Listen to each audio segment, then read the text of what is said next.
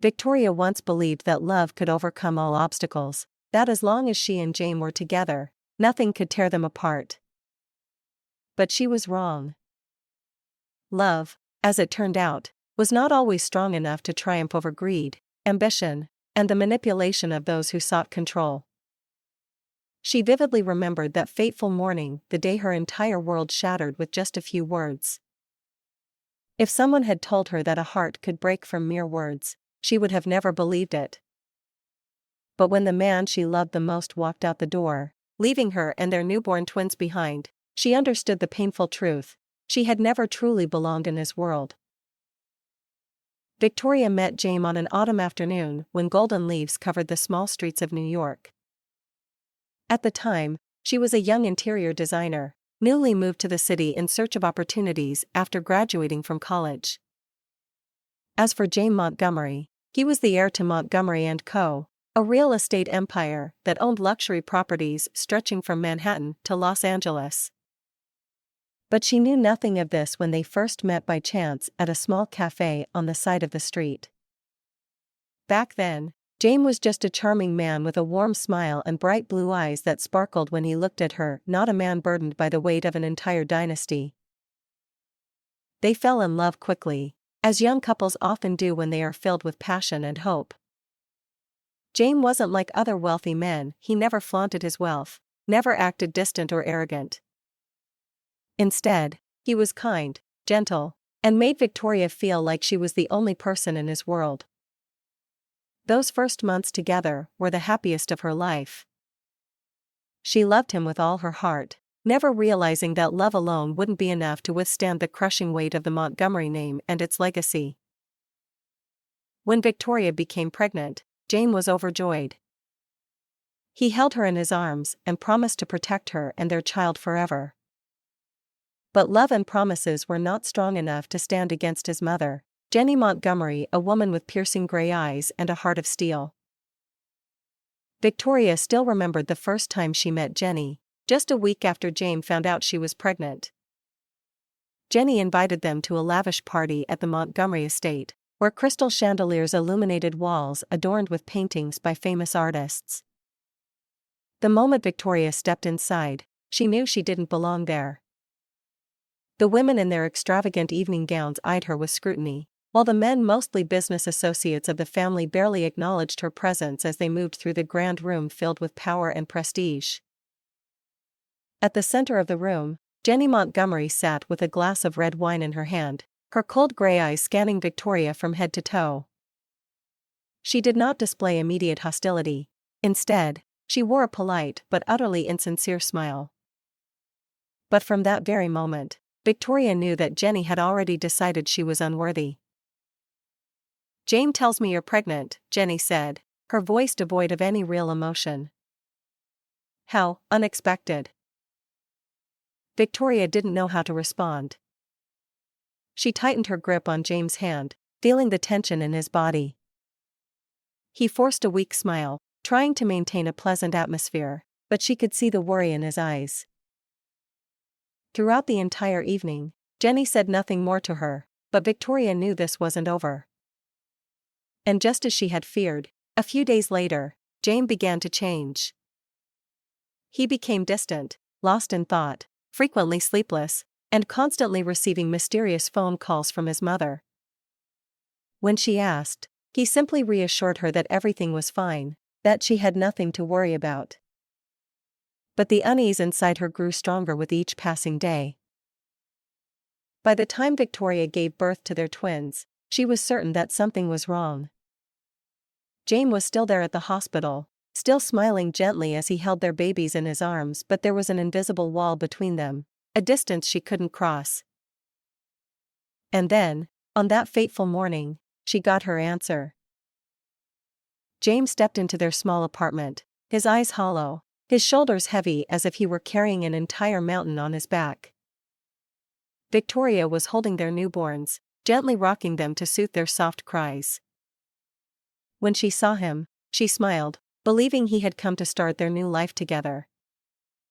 But that smile quickly faded when she saw the look on his face. "We need to talk," he whispered. She placed the babies in their crib and turned to him with growing concern. "What's wrong, James?" He didn't answer immediately. He swallowed hard, his eyes avoiding hers. "I can't do this anymore," he finally said, his voice weak and trembling. "I just can't." Her heart stopped. "Can't do what?"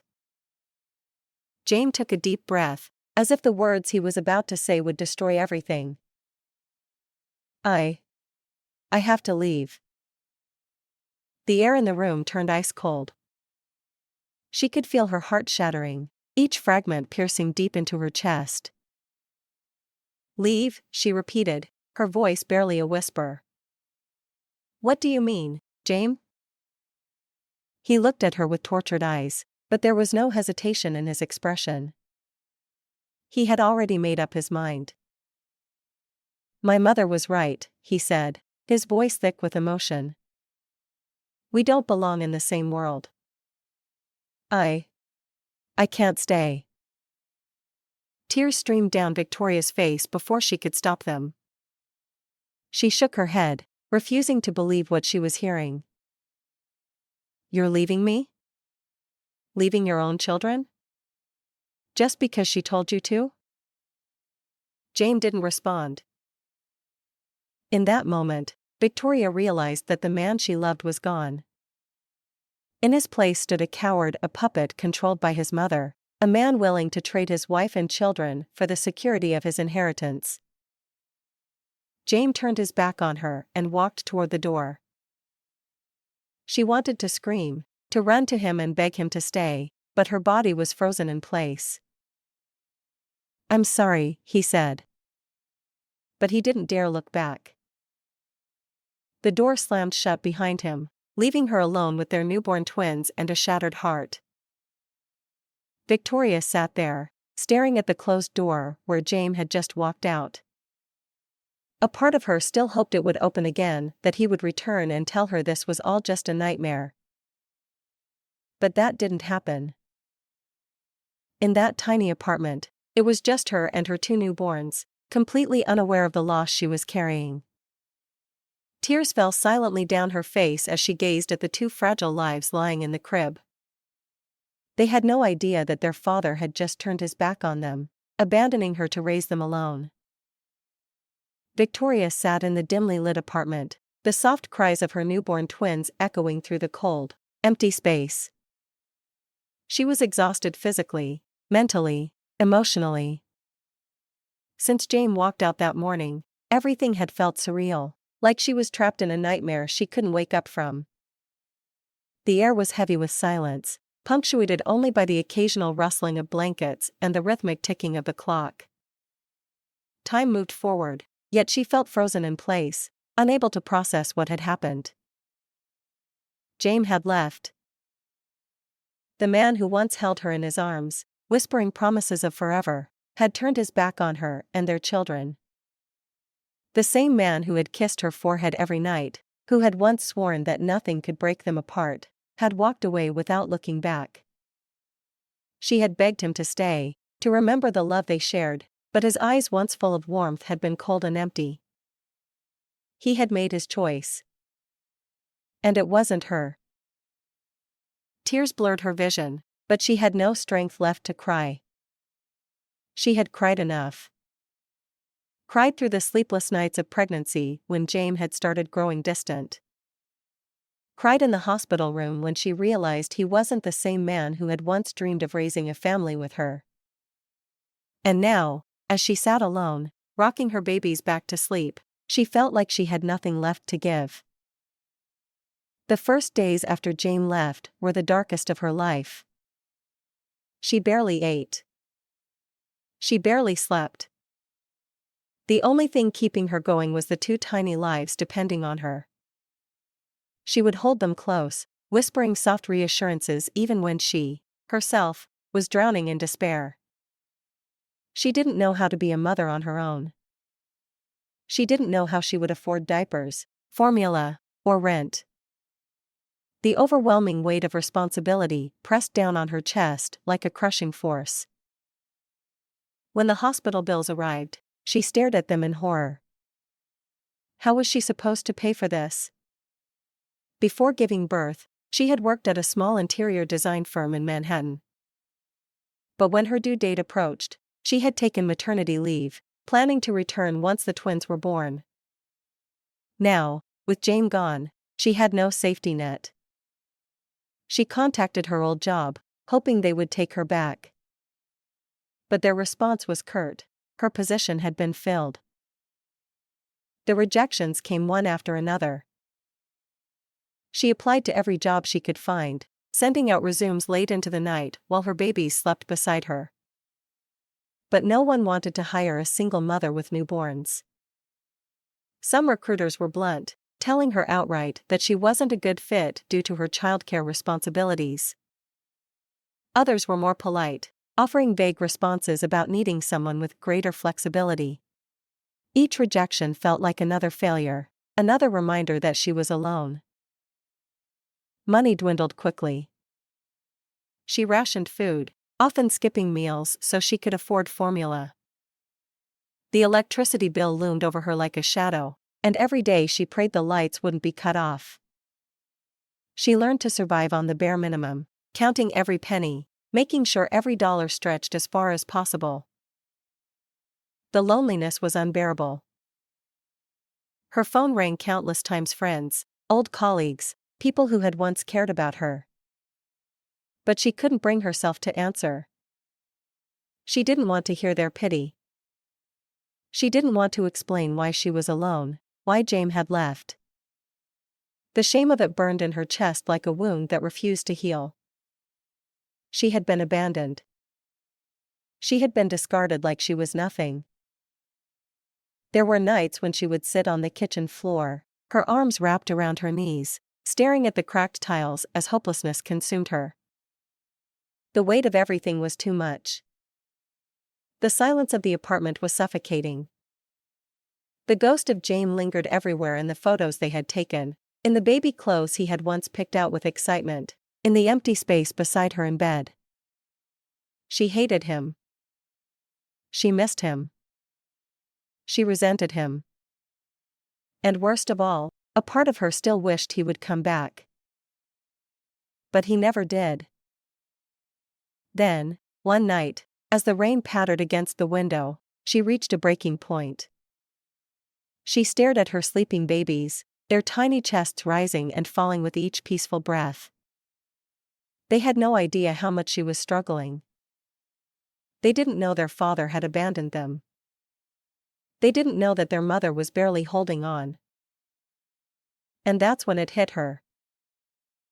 She didn't have the luxury of falling apart. She was all they had. If she collapsed, who would be there for them? Who would hold them when they cried? Who would protect them, love them, fight for them? James had walked away from them, but she never would. With trembling hands, she wiped away her tears and stood up. The next morning, she started searching for work again. Not just any job work she could do from home while taking care of her children. She found a few small freelance projects in interior design, barely enough to scrape by, but it was something. She worked late into the night, the glow of her computer screen the only light in the darkened room. It wasn't enough. Bills continued to pile up. Rent was due soon. She needed something more. And then, one afternoon, as she folded her baby's clothes, an idea struck her. She had always loved creating things. As a child, her mother had taught her how to sew tiny dresses for dolls. The skill had stayed with her, buried beneath years of other ambitions. And now, as she looked at the simple baby onesies in her hands, she wondered, could she make something better? It was a desperate idea, but desperation was all she had left. She borrowed an old sewing machine from a neighbor and began stitching together small outfits: soft onesies, stretchy leggings, little dresses. At first, she only made them for her own children. But when she posted pictures online, A few friends asked where they could buy them. That was the first spark. It wasn't easy. She had no money to invest. No experience running a business. No guarantee that this would work. But she had no other choice. So, she fought. She worked tirelessly, teaching herself everything from sewing techniques to online marketing. Every dollar she earned went back into buying fabric. Every free moment was spent designing, stitching, and packaging orders. She was still exhausted. Still overwhelmed. But now, for the first time since James had left, she had a reason to hope. Her heart was still broken. The scars of abandonment still lingered. But she was no longer just a woman lost in despair. She was a mother fighting for her children's future. And she would not let the past define her. Victoria had spent months drowning in sorrow, suffocated by the weight of abandonment, rejection, and fear. But there came a moment, a singular, defining moment, when she realized that she could no longer afford to wallow in despair. She had 2 innocent children depending on her, and no one was coming to save them. If she wanted to build a future for them, if she wanted to reclaim the dignity and security that James had stolen from her when he walked away, then she had to fight. And fight she would. The morning after she made that decision, Victoria sat at her small dining table, her laptop open, the screen glowing in the dim light of dawn. Her twins were still asleep, their soft breathing the only sound in the quiet apartment. She took a deep breath and started searching for job opportunities again, not just any job, but one that would allow her to provide for her children while still being present in their lives. She had loved interior design, but the industry was unforgiving. No firm wanted to hire a new mother who couldn't work long, unpredictable hours. The rejection stung, but she refused to let them break her. If no one would give her a chance, she would create one for herself. That was when the idea struck her. She had always loved creating things. She wasn't a fashion designer, but she had always been drawn to aesthetics, to beauty, to the way small details could transform something ordinary into something special. As she folded her baby's clothes one afternoon, she noticed how generic most of the designs were. The affordable ones were poorly made, and the well-designed ones were outrageously expensive. Why not create something better? It started as a whisper in the back of her mind, but it quickly became an unshakable determination. That evening, she knocked on her neighbor's door and borrowed an old sewing machine. It was clunky and worn, but it worked. With nothing but sheer willpower and a handful of old fabric, she began practicing. The first few pieces were rough, but she refused to be discouraged. She spent hours watching tutorials, teaching herself how to refine her stitches, how to select the best materials, how to turn a simple idea into a real product. It was exhausting. She would spend her nights sewing while her babies slept, then wake up early to take care of them. The fatigue was relentless, but so was she. When she finally had a few polished pieces, she hesitated for a moment. What if no one liked them? What if this was all a waste of time? But then she reminded herself failure wasn't an option. She wasn't doing this for approval. She was doing this to survive. She took photos of her designs, uploaded them online, and held her breath. Days passed with no response. Her heart sank, but she didn't give up. Instead, she adapted. She improved her designs, took better photos, and started reaching out to mom bloggers, parenting groups, and small online communities. She didn't have the money for expensive marketing campaigns, but she had something even more powerful: her story. She started sharing her journey as a single mother, as a woman who had been left to fend for herself and had decided to fight back. She poured her heart into her blog, talking about the nights spent crying, the fear of not knowing how she would feed her children, and the determination that kept her pushing forward. And then, one day, it happened. Her first order. A mother from Chicago had ordered a newborn outfit for her baby girl. When Victoria saw the payment notification, she burst into tears, not because of the money, but because it was proof that she wasn't hopeless. That she had created something valuable. Then came the second order. Then the third. Slowly, but surely, the momentum built. Every sale, every positive review, every picture a customer sent of their baby wearing her designs fueled her determination. She named her brand Little Blessings, because that was exactly what her twins were: her greatest blessing, her greatest motivation. But she didn't stop there. She knew that if she wanted to build something sustainable, she needed to grow. She spent nights learning about business strategies, branding, and digital marketing. She studied successful small businesses, analyzed what worked and what didn't, and refined her approach. Then, one day, her efforts paid off. A popular mom influencer on Instagram shared her brand, praising the quality and comfort of her designs.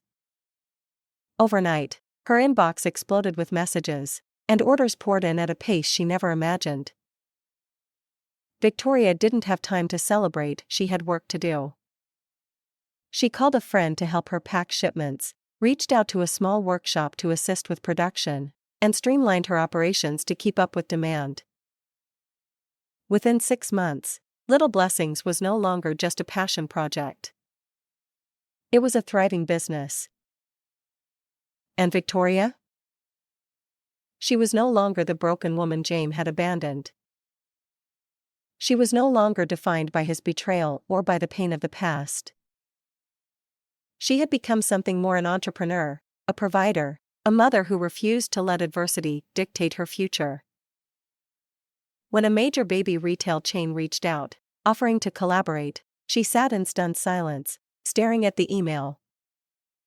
This was more than she had ever dreamed of.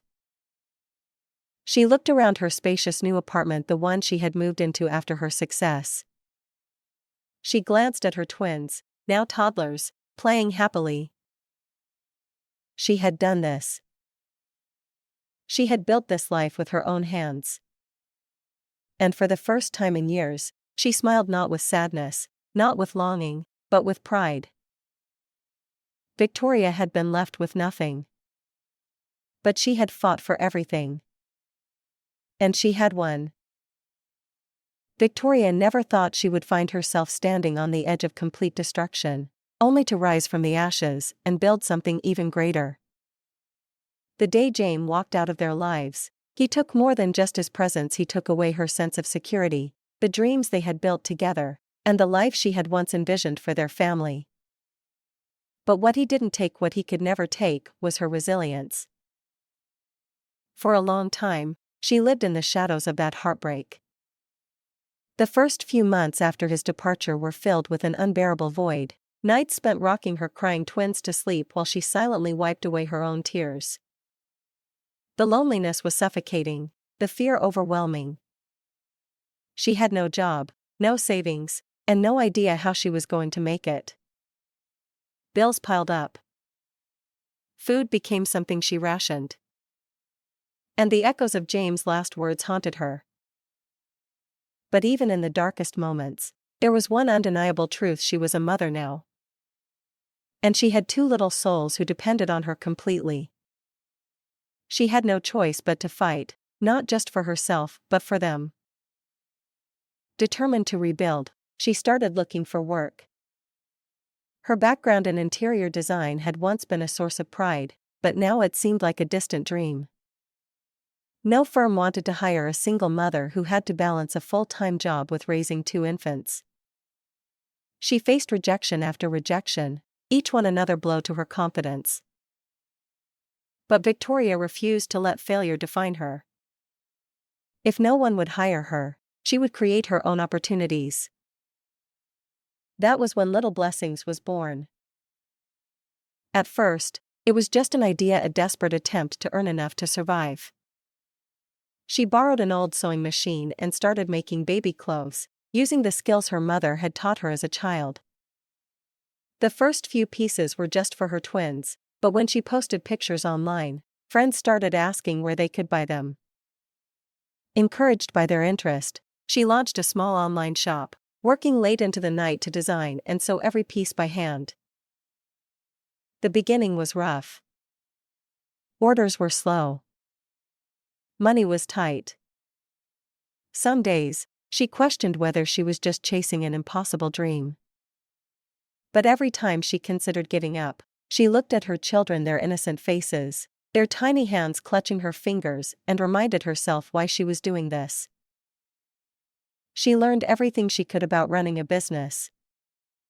She taught herself marketing strategies, studied successful brands, and reached out to mom bloggers and parenting communities. Slowly but surely, little blessings gained attention. Then, one day, a well-known parenting influencer shared her brand, and everything changed.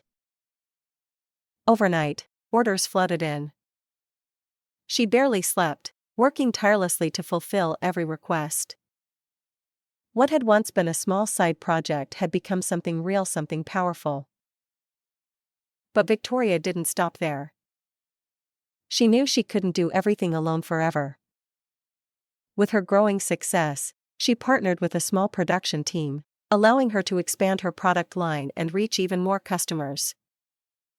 She moved out of the cramped apartment she had once shared with her children and into a home that she had earned with her own hard work. For the first time in years, she felt free. Then, one day, the past came knocking. A text message.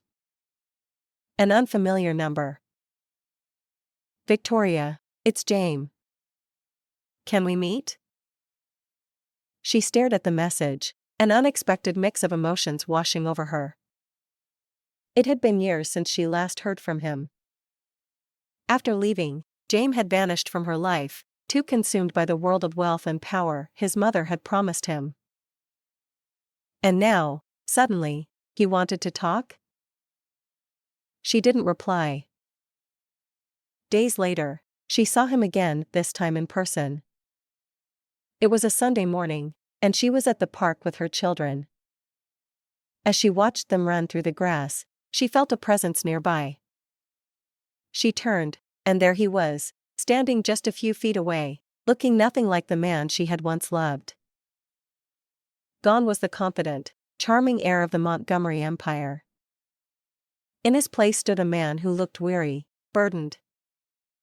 His eyes held sorrow, regret, something he had never shown before. She didn't move. She didn't run to him or demand answers. She simply waited. "I wasn't sure if you'd want to see me," he said, his voice hesitant. She tilted her head slightly. "Then why are you here?" James glanced toward their children before turning back to her. "I saw you in the papers. Saw your success. And I realized I was wrong." Victoria had expected this. She had known, deep down, that one day he would realize what he had lost. But she had long stopped waiting for his acknowledgement. "You realized that a little too late," she replied calmly. James exhaled, his shoulders sagging. "I know." He hesitated before continuing, his voice thick with emotion. "I just wanted to say that I'm sorry. Not because I expect your forgiveness, or because I want to come back, but because I truly regret what I did." She looked at him, searching his face for something, anything that would change how she felt. But there was nothing. No anger. No sadness. Just indifference. "Are you done?" she asked. James seemed taken aback. He had expected something else: tears, anger, maybe even relief. But Victoria had moved on. She had built a life that no longer included him. Victoria, he started, but she cut him off. I've come a long way to be where I am today, and none of that has anything to do with you anymore. She turned away, walking toward her children without looking back.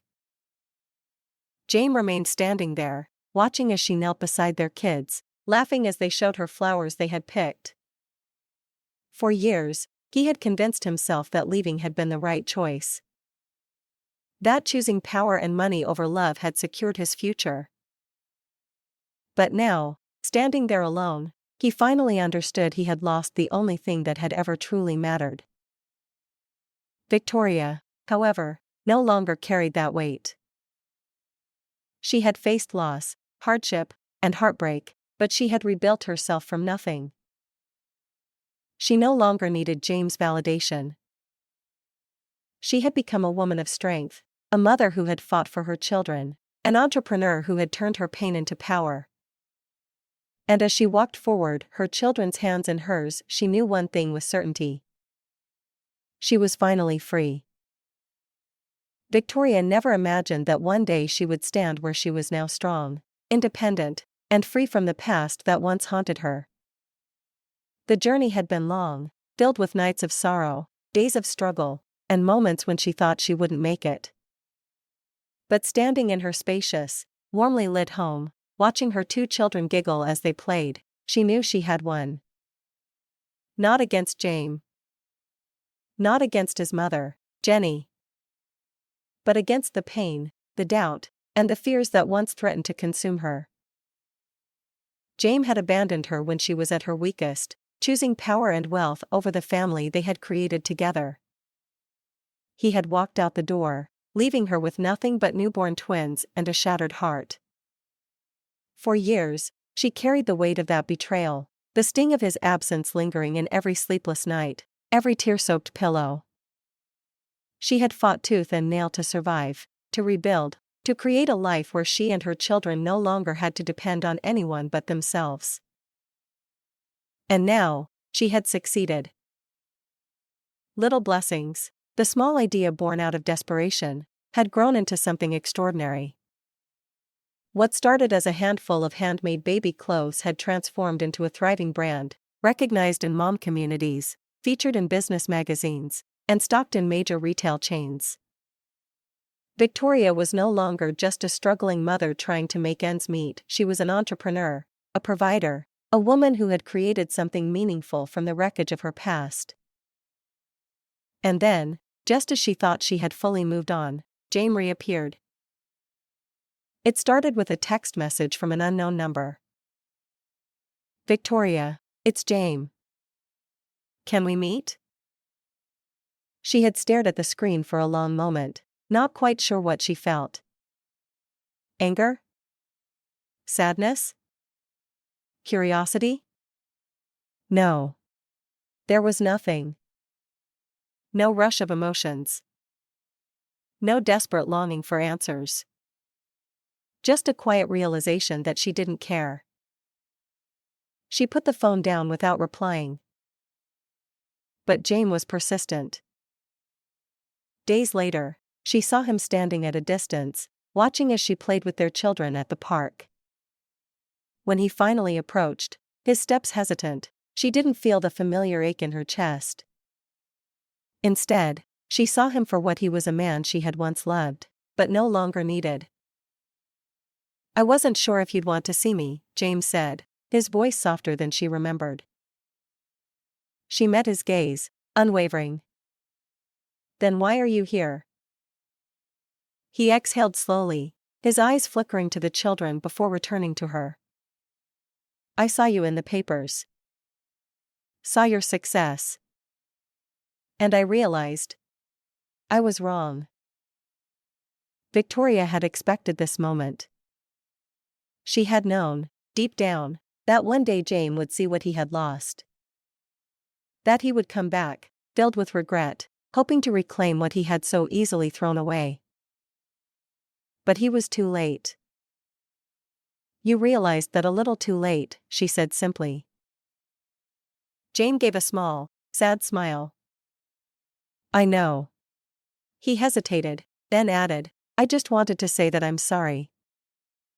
Not because I expect your forgiveness, or because I want to come back, but because I truly regret what I did." Victoria studied him. The man standing in front of her was no longer the confident heir of the Montgomery Empire. He looked older, more exhausted. The weight of his choices had caught up to him. "Are you done?" she asked. Jane blinked, clearly taken aback by her indifference. "Victoria, I've come a long way to be where I am today," she interrupted, her voice steady. "And none of that has anything to do with you anymore." James swallowed hard. "I know I don't deserve anything from you. But I needed to see you. To tell you that I regret everything." For a brief moment, Victoria felt something almost like pity.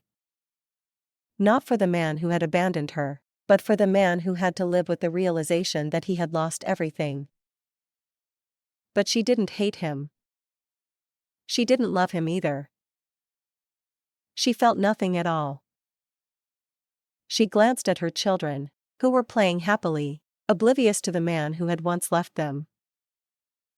Then she turned back to James.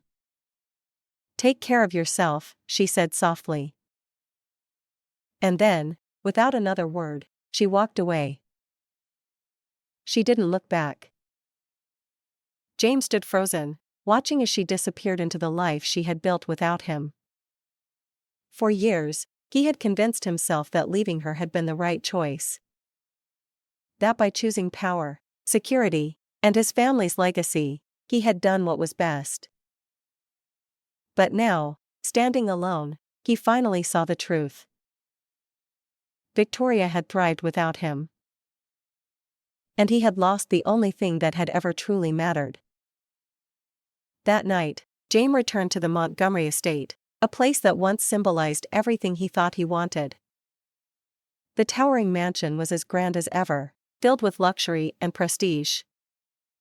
But to him, it felt hollow. His mother, Jenny, barely looked up when he entered the grand foyer. "Where have you been?" she asked, her voice cold as ever. James let out a bitter laugh. "I went to see Victoria." Jenny's lips curled into a knowing smirk.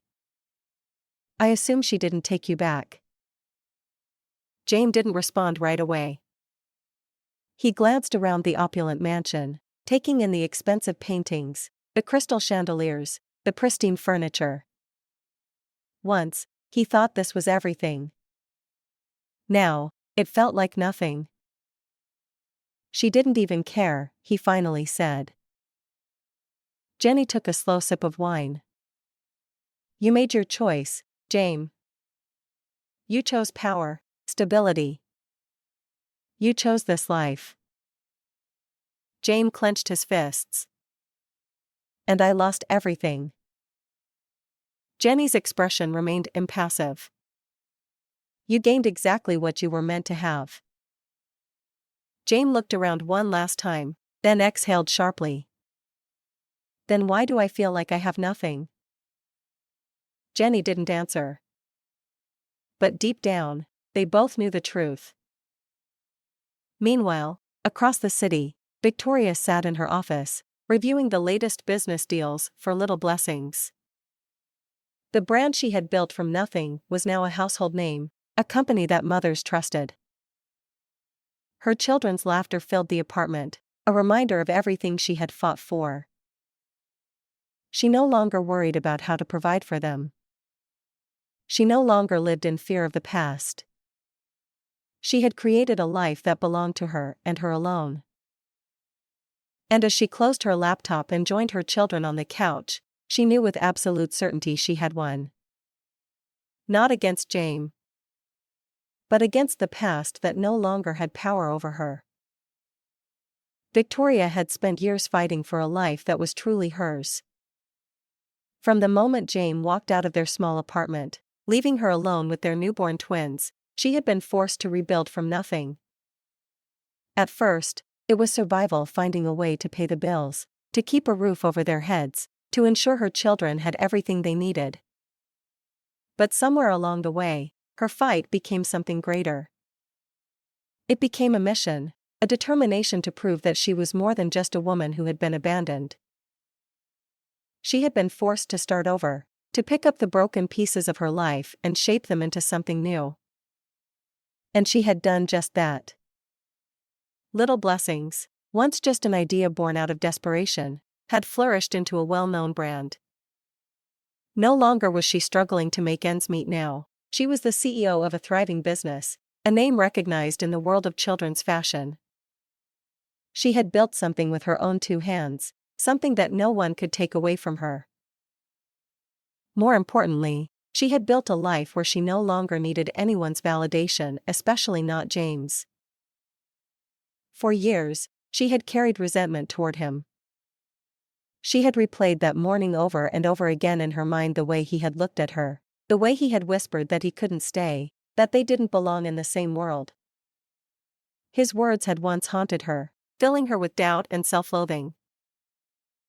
But now, as she sat in her elegant, sunlit home, watching her children laugh and play, she realized something profound. She didn't resent him anymore. James no longer had any power over her. His absence had once been the source of her greatest pain, but now, it no longer mattered. He was simply a chapter in her past, a lesson in strength and resilience. And when he reached out to her, when he sent that text, asking if they could meet, she felt nothing. No anger. No sadness. No longing. She ignored the message, knowing she had nothing left to say to him. But fate had other plans. She saw him one morning at the park, standing at a distance as their children played. He looked hesitant, uncertain. It was a stark contrast to the man he used to be, the man who had once walked away so easily. When he finally approached her, his voice was filled with regret. "Victoria. I just wanted to say I'm sorry." She looked at him, studying the face she had once loved. There was no spark of emotion, no rush of old memories. Just quiet recognition of a man who had made a choice he now regretted. "I don't need your apology," she said calmly. James swallowed hard. I needed you to know that I regret everything." She tilted her head slightly, considering his words. Once, she had dreamed of this moment. Dreamed of hearing him admit he was wrong, that he should have stayed, that he should have fought for their family. But now, it meant nothing to her. "You made your choice," she said simply. "And I made mine." He looked down, as if searching for the right words. But there were none. He had lost her a long time ago, and there was no undoing that. Victoria turned toward her children, calling them over. As they ran to her, their laughter filling the air, she took their hands in hers and walked away without looking back. James stood there, watching her disappear. For years, he had convinced himself that leaving her had been the right decision. That by choosing power and wealth, he had secured his future. But now, he finally understood he had lost the most precious thing in his life. And Victoria? She had won. Not against him, but against the pain that once held her captive. She had built a life of happiness, of success, of freedom. And for the first time in years, she felt completely, utterly at peace. Victoria's journey was never about revenge. It was never about proving James wrong or making him regret his choices. It was about survival, about resilience, about reclaiming her own life when everything had been taken from her. When James walked away, she had been left with nothing, no support, no financial stability, no certainty about the future. But she refused to be a victim of her circumstances. She refused to let his betrayal define her. Instead, she picked herself up, piece by piece, and built a life that was truly her own. The early days had been brutal. She had struggled to find work, to keep the lights on, to care for 2 infants while barely holding herself together. But through sheer determination, she fought her way forward. Little blessings, once just an idea, became her lifeline, then her triumph. What started as a desperate attempt to make ends meet turned into a thriving business, allowing her to provide a comfortable life for her children without anyone's help. Now, as she sat in her spacious home, surrounded by the laughter of the children she had fought so hard for, she felt no bitterness. No resentment. Only pride. Victoria had not only survived, she had thrived. Her story was not one of heartbreak, but of transformation. She had proven, not just to the world but to herself, that she was more than the woman James had left behind. She was strong. She was successful. She was free.